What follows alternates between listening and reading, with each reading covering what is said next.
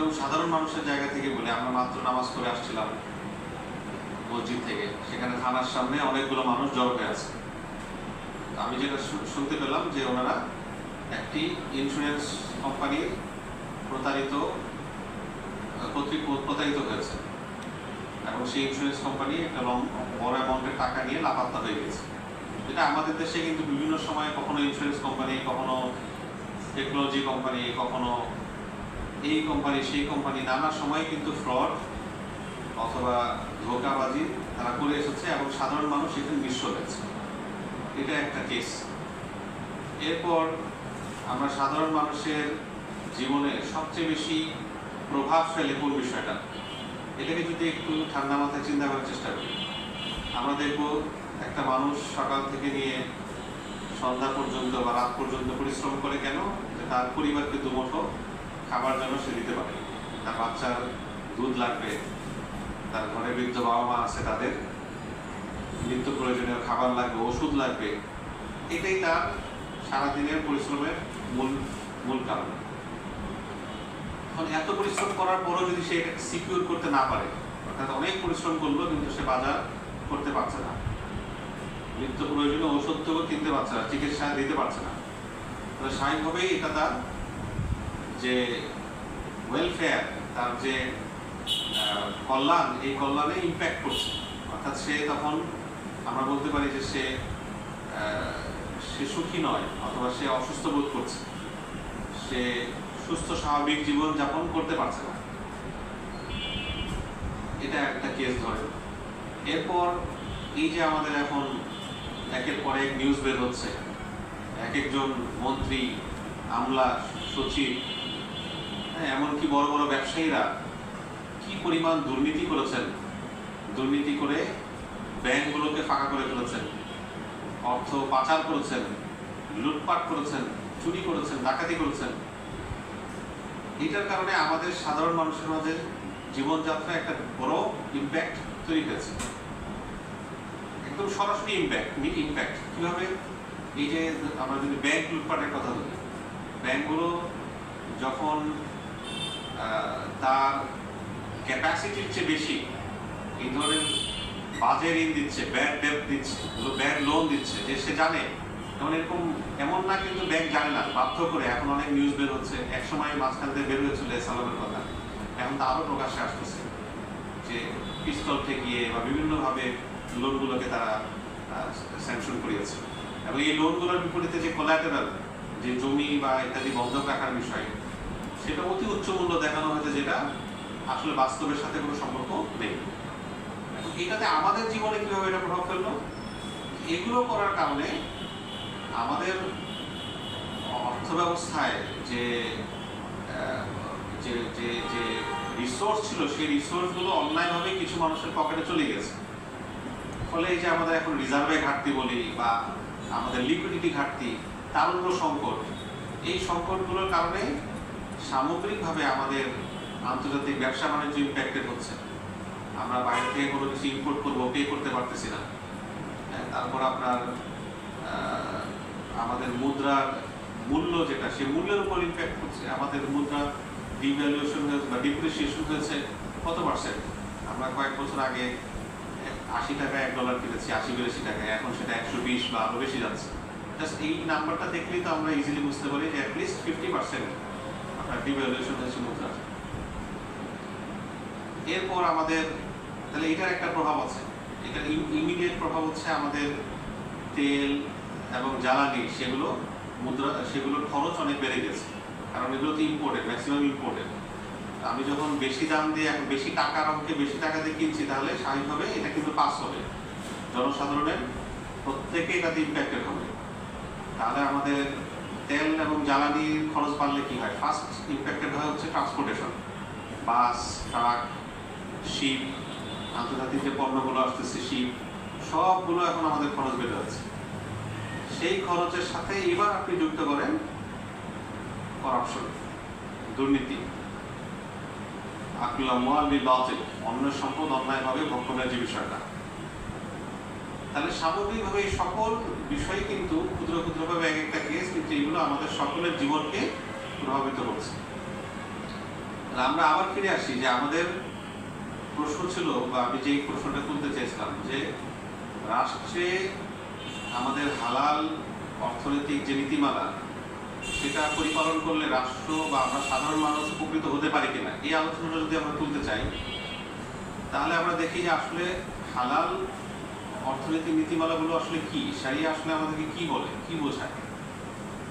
শরিয়া মোটা দাগে দুটো বিষয় বোঝায়। এক নম্বর হলো যে আমাদের সুশাসন নিশ্চিত করা, আমাদের করাপশন, দুর্নীতি, বিশেষ করে পাবলিক অ্যাডমিনিস্ট্রেশনে যারা গভর্নর আছেন, যারা মন্ত্রী আছেন, মিনিস্টার আছেন, সচিব আছেন বা সরকারি আমলা আছেন, তারা যেন স্বচ্ছতার সাথে তাদের উপর অর্পিত দায়িত্ব, স্বচ্ছতা এবং জবাবদিহিতা, স্বচ্ছতা এবং জবাবদিহিতা, ট্রান্সপারেন্সি এবং অ্যাকাউন্টেবিলিটি, এই দুটোর মাধ্যমে তাদের উপর অর্পিত দায়িত্ব তারা সম্পন্ন করে, এবং এটা নিশ্চিত করা রাষ্ট্রের একটা অন্যতম দায়িত্ব।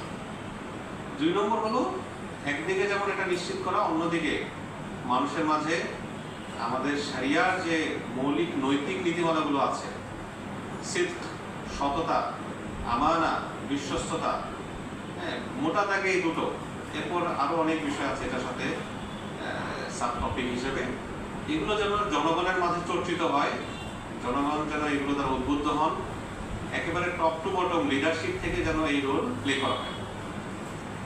তার ফলে যেটা হবে যে আমাদের প্রত্যেকটা প্রতিষ্ঠান, প্রত্যেকটা ইনস্টিটিউশন হালালের সুফল ভোগ করবে, এটা মৌলিক প্রিন্সিপাল। এরপর যদি আমরা এর আলোকে এই ইনসাফ, এই ট্রান্সপারেন্সি, অ্যাকাউন্টেবিলিটি, এই নীতিমালাগুলোর আলোকে এবার আমাদের পলিসিগুলোকে পর্যালোচনা করি, যে একটা রাষ্ট্রের প্রথম বিষয় হলো সে আয় করবে কোথা থেকে, তার ব্যয় করার প্রয়োজন, ব্যয় করবে কিসে, আবার সেই ব্যয় মেটানোর জন্য সে আয় করবে কোথা থেকে, যেটাকে আমরা প্রতি বছর সাধারণত অর্থ মন্ত্রণালয় থেকে এই বাজেট দেয়া, বাজেট, রাষ্ট্রীয় বাজেট।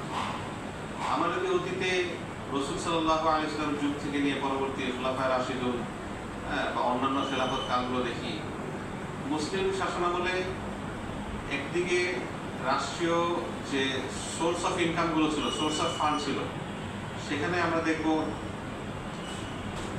এখন আমাদের সোর্স অফ ইনকাম কি, মেইনলি ট্যাক্স।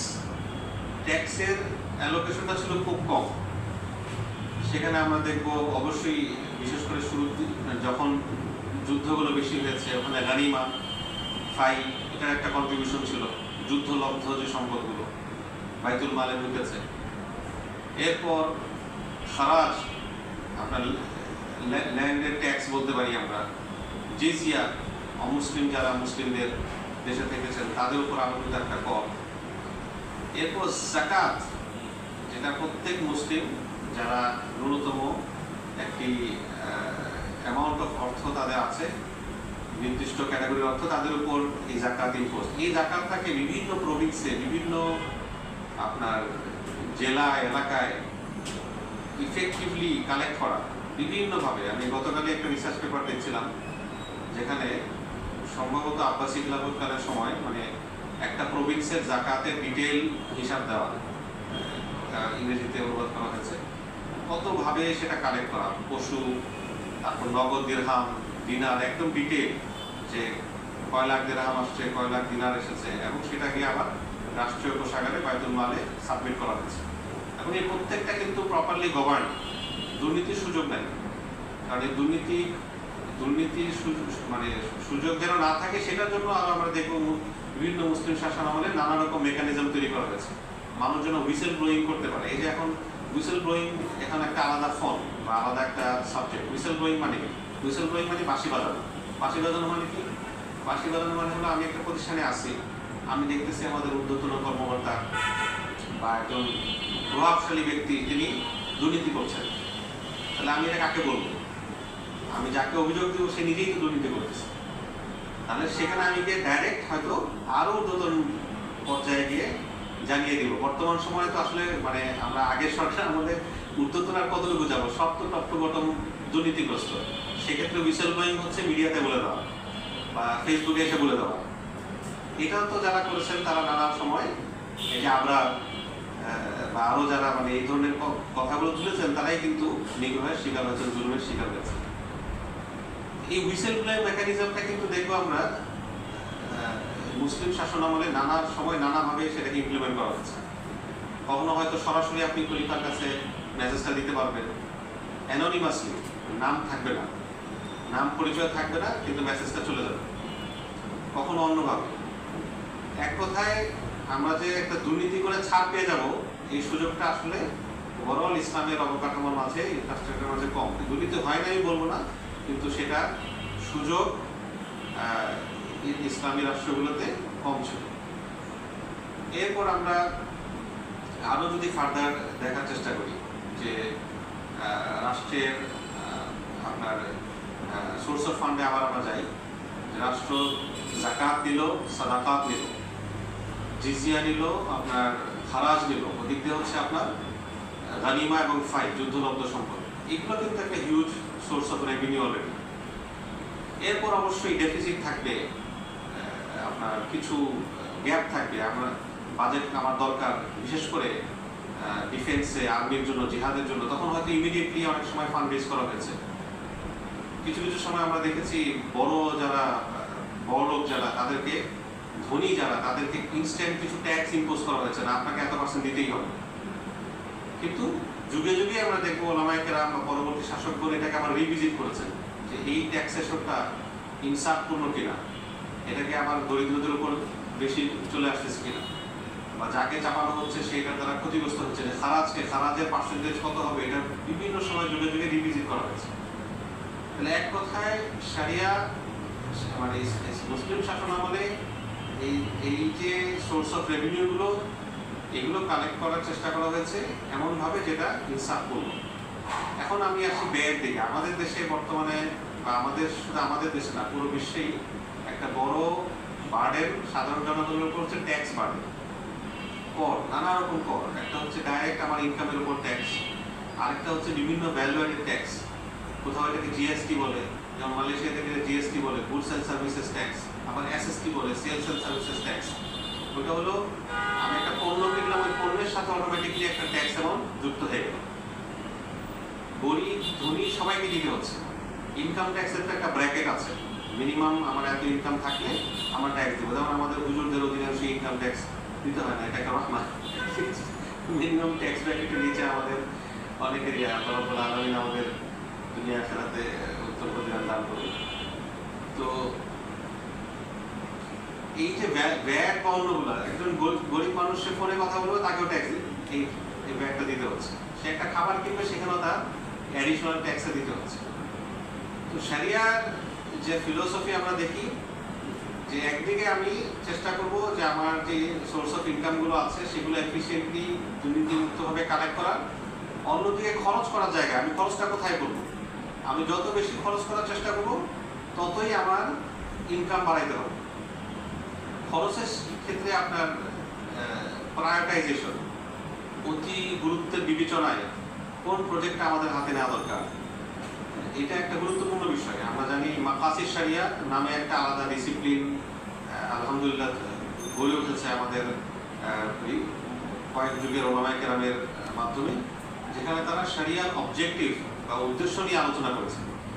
সেখানে আমরা দেখবো যে শরিয়ার বিভিন্ন আহকামকে বা ইয়াকে ওনারা 3টা স্তরে, জরুরা, হাজিয়া, তাহসিনিয়া, 3টা স্তরে মৌলিকভাবে তারা ভাগ করেছেন।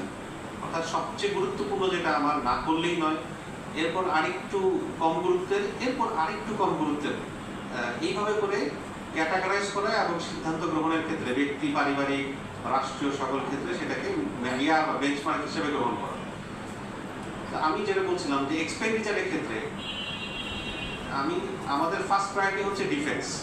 একটা রাষ্ট্রের জায়গা থেকে যদি হয়, রাষ্ট্রের মূল ইয়াটা কি, যে সে চেষ্টা করবে তার রাষ্ট্রের জনগণ যেন নিরাপদ থাকে বহির শত্রুর আক্রমণ থেকে, অন্য দেশ যেন সাডেনলি এসে আক্রমণ করতে না পারে।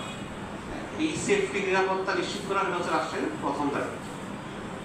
এবং এর ভেতর দিয়ে ইনসাফ প্রতিষ্ঠা করা নানা পলিসির মধ্য দিয়ে, এটা হলো তার দ্বিতীয় দায়িত্ব। এবং তৃতীয় হলো স্বার্থের মধ্য থেকে জনগণের জন্য সুযোগ সুবিধা ইত্যাদি অ্যারেঞ্জ করা। এই জনগণের সুযোগ সুবিধার মাঝে রাষ্ট্রের কাছে মানুষের অন্যতম প্রত্যাশা হলো তার ব্যবসা যেন সে ফেয়ারলি করতে পারে। যেমন আমরা হিসবার যে কনসেপ্টটা আমরা দেখি সেগুলো ওমর আবুল খাত্তাব রাদিয়াল্লাহু সময় শুরু হয়েছে। হিসবা এক ধরনের মার্কেট পুলিশ বলতে পারি বা মোরাল পুলিশ বলতে পারি।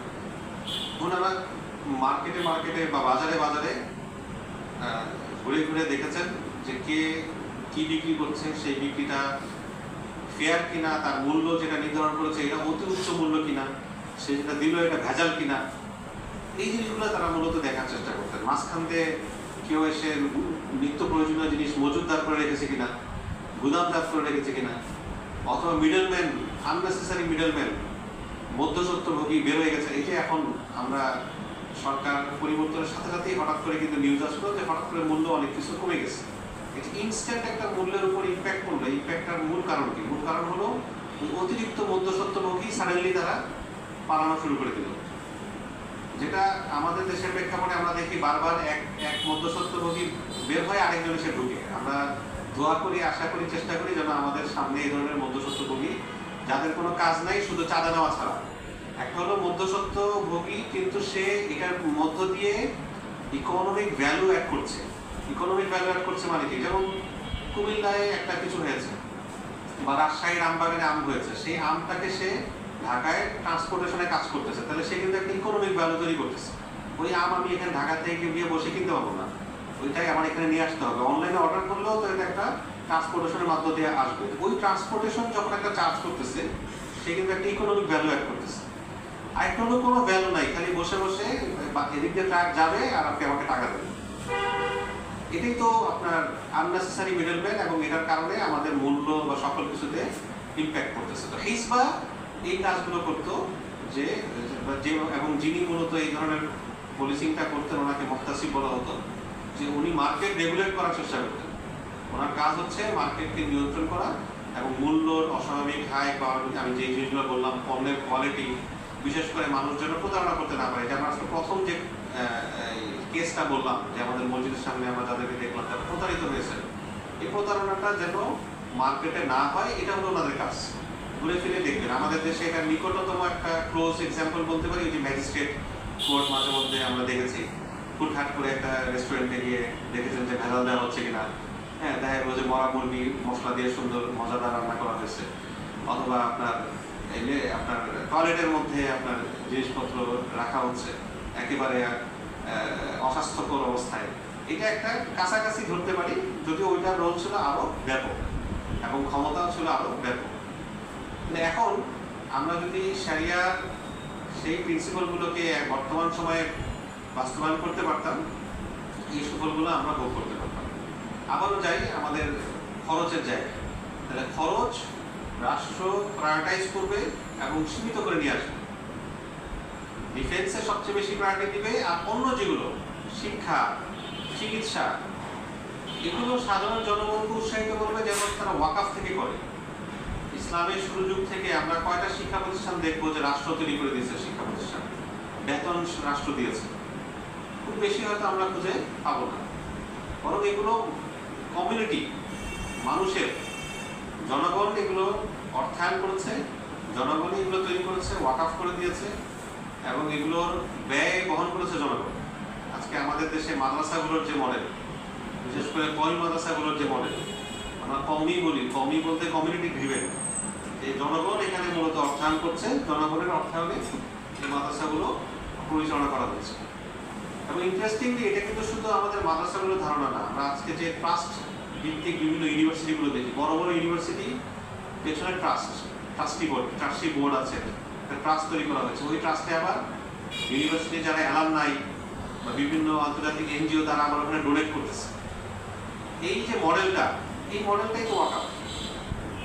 এবং এখানে ইতিহাস আপনার বিভিন্ন রিসার্চ আছে যে এই ওয়াকাফের মডেলটাই মূলত আসলে আধুনিক যে ট্রাস্ট মডেল, এটা রুট বা গোড়া এখান থেকে মূলত তারা নিয়েছে এবং অবশ্যই তারা তাদের মতো অনেক মডিফাই করেছে আমাদের এই ওয়াকাফ মডেলটা। তাহলে শিক্ষা এটা তো জনগণ রাষ্ট্রের কাজ না, শিক্ষা আপনার ফ্যাসিলিটেট করা রাষ্ট্রের কাজ না। হ্যাঁ, শিক্ষা উপযোগী পরিস্থিতি যেন থাকে। যদি এখানে সারাক্ষণ অস্থিরতা চলতে থাকে, কি পড়াশোনা করবে ফলাফল? এই যে আমাদের অস্থিরতা চলবে, স্কুল কলেজ বন্ধ, তাহলে এই স্থিতিশীলতাটা যেন থাকে, এটা রাষ্ট্রের কাজ। এবার আসি চিকিৎসায়। চিকিৎসার ক্ষেত্রেও আমরা দেখব যে ওখানেও ওয়াকাফের একটা বড় অবদান যুগে যুগে ছিল। এমনকি টুকটাক ইনফ্রাস্ট্রাকচার, যেমন পানির যে কূপ, পানি খাওয়ার যে আপনার সোর্স, বর্তমান সময় আমরা এটাকে বলতে পারি টিউবওয়েলের সাথে তুলনা করতে পারি, অন্যান্য এগুলো দেখা গেছে যে ওয়াকাফের মাধ্যমে ফান্ডেড হয়েছে। টুকটাক রোড ঘাট, একটা তো হলো মেজর ইনফ্রাস্ট্রাকচার, যেটা হয়তো এক দেশের সাথে আরেকটা দেশকে, ওই সময় তো আর দেশ না, একই রাজ্য সে এক এলাকার সাথে আরেক এলাকায় কানেক্টেড করবে। অথবা এই যে আমাদের দেশে আমরা দেখি যে আমাদের পার্শ্ববর্তী জালিম দেশ, তারা বাঁধ নির্মাণের কারণে এক সময় আমরা খরায় ভুগি, আবার অনেক সময় অতি বন্যায় ভুগি। এই জায়গায় আমাদের কি হইতে পারতো? আমরা দেখবো মুসলিম শাসনামলে কিন্তু ক্যানেল খনন করা হয়েছে অনেক, পানি রিজার্ভ করার জন্য, পানিকে ধরে রাখার জন্য, পানি আবার যখন আমার ফ্লো করা দরকার তখন ফ্লো করার জন্য। এই মেকানিজমগুলো কিন্তু ওনারা ওই সময়ই প্রত্যেক যুগে আমরা দেখবো বিভিন্ন ইনফ্রাস্ট্রাকচারের কাজ তারা হাতে নিয়েছে। আর রোড ইত্যাদি তো ছিল। পোস্টাল সিস্টেম, এটাও মুসলিমদের থেকেই বলা যায় শুরু। আমরা যে আধুনিক পোস্ট, চিঠি, যেটা এখন আমাদের চিঠিও পাঠাতে হয় না, এটা ইমেল দিয়ে আমাদের হয়ে যাচ্ছে, কিন্তু একসময় চিঠি পাঠানো, কুইক কমিউনিকেশন, এই কমিউনিকেশনের ধারাটাও কিন্তু ওই গভর্নেন্স থেকেই আসে। আমি যদি চাই যে সেন্ট্রাল গভর্নমেন্ট পুরো রাষ্ট্রটাকে পুরো আপনার নিয়ন্ত্রণ করবে, সুশাসনে এনশিওর করবে, তাহলে তার কাছে কমিউনিকেশনটা সুইফট হওয়া লাগবে। তাহলে ওই জায়গা থেকেই কিন্তু আসলে পোস্টাল সিস্টেমটা শুরু। তাহলে আবার ফিরে যাই যে আমাদের রাষ্ট্রের আপনার এক্সপেন্ডিচারের ক্ষেত্রে আমরা যদি এগুলোকে প্রায়োরিটাইজ করতে পারতাম এবং জাকাতকে এফিশিয়েন্টলি কালেক্ট করে যারা জাকাত গ্রহণের উপযুক্ত তাদের কাছে ডিস্ট্রিবিউট করতে পারতাম, তাহলে আমাদের রাষ্ট্রের খরচ আসলে খুব কম।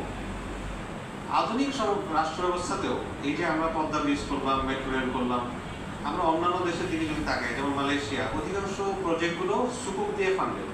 সুকুক সরাসরি মানে ওয়াকাফ বলা যায় না, কিন্তু সুকুকের মধ্যে একটা ফিচার যেটা হচ্ছে সেটা হলো যে সাধারণ মানুষ এই প্রজেক্টের অংশ হতে পারছে।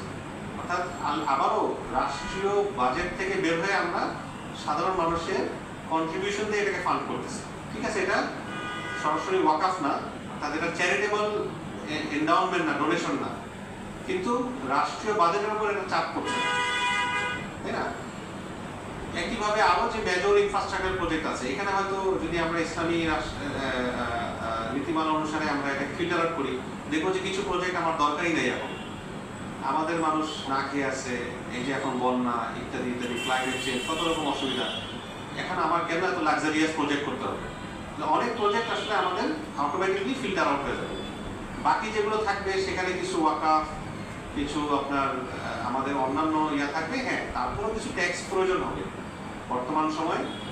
এবং সেই জায়গায় আমাদের ফুকায়ে কেরাম সেই সময় যে খারাজ বা অন্যান্য ট্যাক্সগুলো, এটাকে আমরা বর্তমানে কীভাবে ইমপ্লিমেন্ট করতে পারি। এখন তো আর আমি নন মুসলিম এবং মুসলিম এটাকে আলাদা করতে পারতেছি না, একই দেশের জনগণ। সেক্ষেত্রে কীভাবে একটা ফেয়ার ট্যাক্সেশন সিস্টেম আমরা করতে পারি, এগুলো নিয়ে যুগে যুগে আলেমরা লিখেছেন এবং মুসলিম শাসকরাও ইমপ্লিমেন্ট করেছেন। কোনো জায়গায় হয়তো আপনার জুলুম হয়েছে, সেটাকে আবার পরবর্তীতে রিডিউস করা হয়েছে, এটা হয়েছে যুগে যুগে। তাহলে যেই পয়েন্টটা দিয়ে আমি শুরু করেছিলাম সেটা হলো যে আমরা যদি হালাল অর্থনীতির এই নীতিমালাগুলো বর্তমান সময়ে ইমপ্লিমেন্ট করি, আমাদের সমাজ সেটা দ্বারা উপকৃত হবে এবং সাধারণ মানুষ সকলে উপকৃত হবে।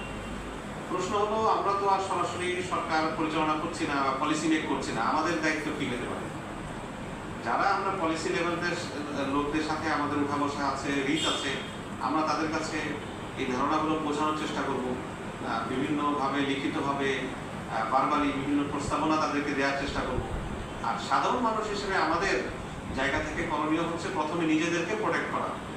আমরা আনফুসাকুম ওয়া আহলিকুম নার, আল্লাহ রাব্বুল আলামিন যেটা বলছেন, তোমার নিজেদেরকে, নিজের পরিবারকে জাহান্নামের আগুন থেকে বাঁচাও। নিজেদেরকে বাঁচানোর জন্য শরিয়ার যে মৌলিক নীতিমালা, যেগুলো শরিয়া আমাদেরকে নিষেধ করেছে, হারাম ঘোষণা করেছে, এখান থেকে তো আমাদের অবশ্যই সম্পূর্ণভাবে বেঁচে থাকতে হবে। আল্লাহ রাব্বুল আলামিন রিবা হারাম করেছেন, আল-কোরআন কারীমে সুস্পষ্টভাবে তিনি বলছেন।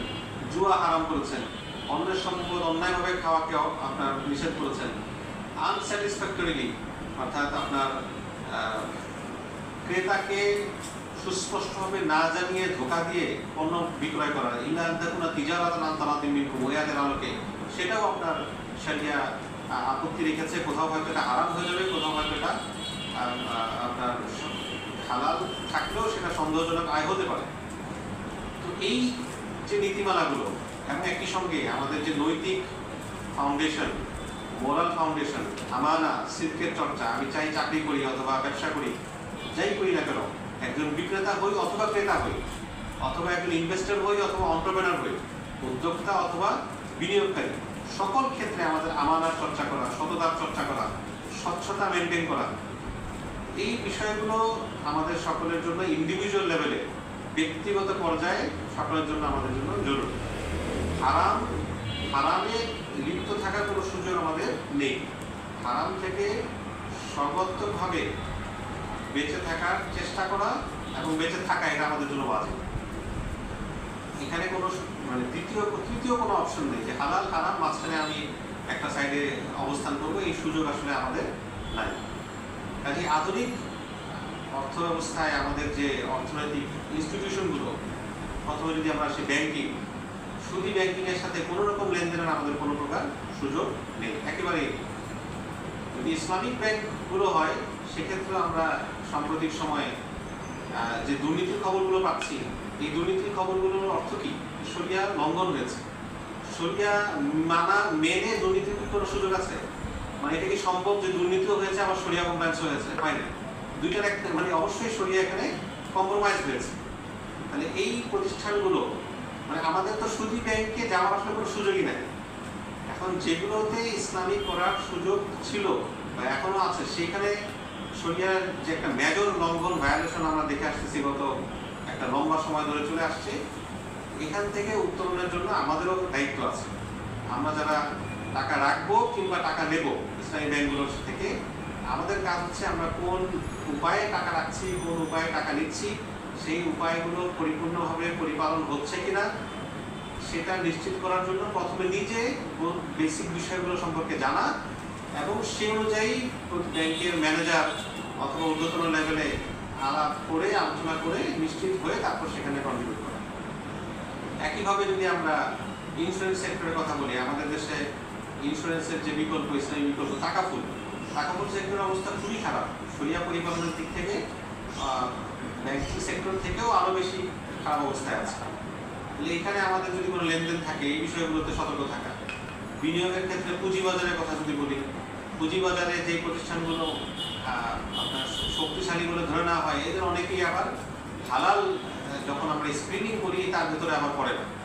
এখানেও আমাদের সুস্পষ্ট মেথোডোলজি বর্তমান সময় আছে। আমাদের মাদ্রাসা থেকেও আমাদের সাবেক একজন অ্যালামনাই তিনি এটা নিয়ে কাজ করেছেন, কীভাবে আমরা শরিয়া স্টক স্ক্রিনিং করব। এই বিষয়গুলো প্রথম দায়িত্ব হচ্ছে আমাদের নিজেদের জানা। আল-ইলম ক্বাবলা আল-আমাল, কাজের পূর্বে আগে নিজে জানা। না জানলে আমি কীভাবে সেটাকে বাস্তবায়ন করবো আমাদের জীবনে। তাহলে আমি 3-4টা ইনস্টিটিউশনের কথা বললাম, কিন্তু মোটা দাগে আমাদের যেই ক্যাপাসিটি হোক না কেন, হোক আমি বিক্রেতা, তাহলে আমার বিক্রয়ের ক্ষেত্রে শরিয়ার নীতিমালাগুলো কী? আমি কি 2 নম্বর প্রোডাক্টকে 1 নম্বর বলতে পারবো কিনা? আমি যেই দামে কিনি না এই দামকে আমি এই দাম করেছে অথবা এই দামে এটা আমার কেনা দাম, এই ধরনের স্টেটমেন্ট দিতে পারবো কিনা? একইভাবে ক্রেতা হিসেবে আমার দায়িত্ব কি, রেসপন্সিবিলিটি কি? বিনিয়োগকারী হিসেবে আমি কি ধরনের মুনাফা নিতে পারবো? আমি কি ফিক্সড মাসে মাসে একটা মুনাফা নিতে পারবো, না আমাকে প্রফিটের একটা শেয়ার নিতে হবে?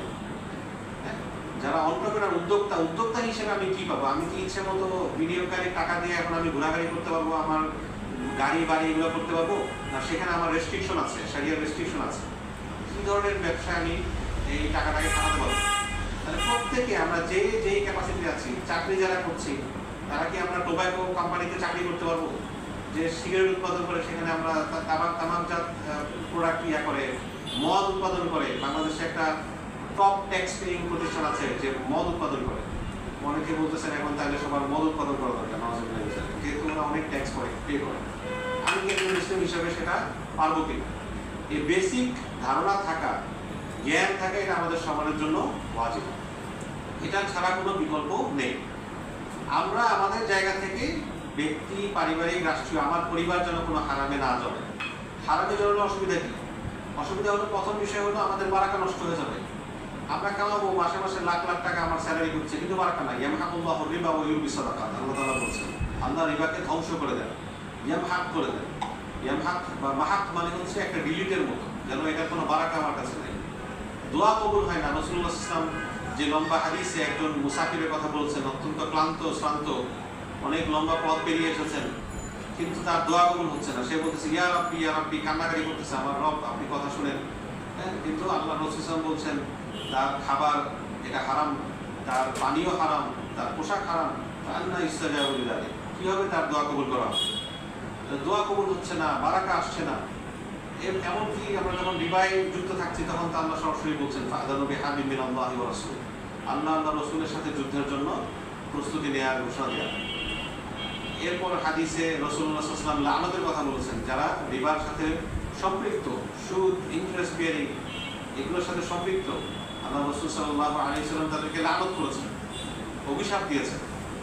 সে রিবা দেখ অথবা রিবা গ্রহণ করুক, রিবার চুক্তি লেখুক অথবা রিবার চুক্তিতে সাক্ষী থাকুক।